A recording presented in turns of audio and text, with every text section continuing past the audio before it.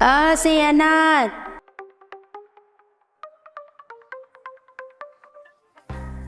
आ से आम,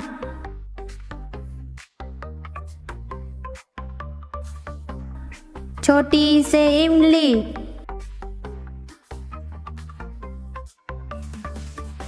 बड़ी से ईख,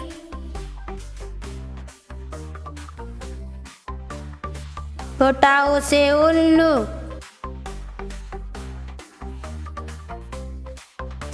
बड़ा ऊ से ऊन,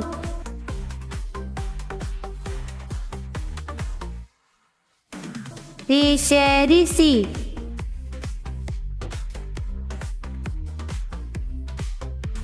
ए से एड़ी,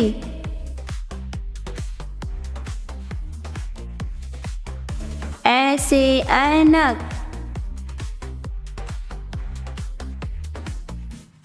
ओ से ओखली,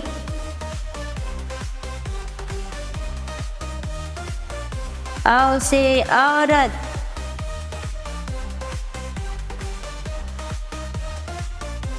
अंग से अंगूर,